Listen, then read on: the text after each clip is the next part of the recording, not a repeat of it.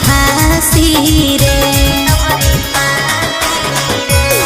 एतन पढ़ना छूटलौ तोर बदमाशी रे। देना धमकी चढ़ जइमी अबरी फांसी रे।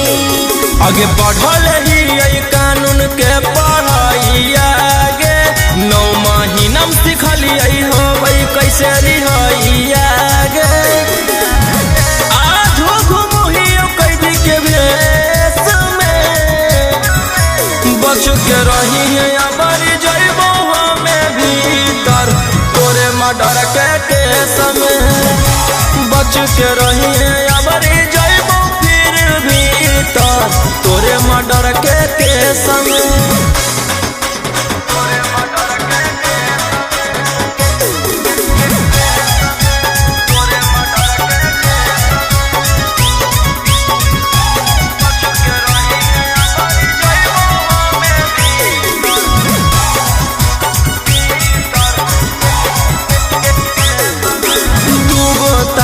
लड़ते ही एगो लौरी लड़ाई गे फूल लौरी फाइनल तोरा साथे खेल करवाई गे।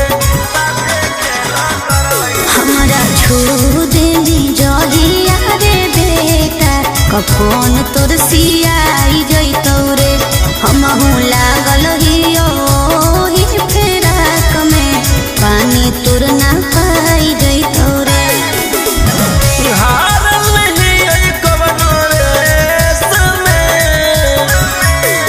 के रही है अबरी जइबो हमें भीतर तोरे मर्डर के केस में। बच के रही है अबरी जइबो फिर भीतर तोरे मर्डर के केस में।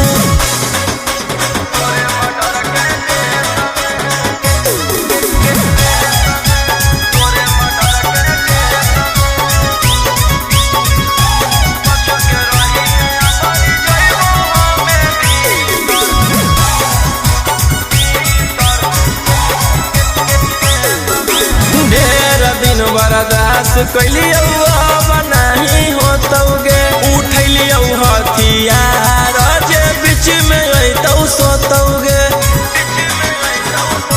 ढेर दिन से बढ़ल हो तोर मनावा सुन रोसनावा रे। गोरे लालवो ना आई तोरे कमावा चल जीतौ जानवा रे। चल जाइबो विदेश में बच के रही है अबरी जइबो हमें भीतर तोरे मर्डर के केस में। बच के रही है अबरी जइबो फिर भीतर तोरे मर्डर के केस में।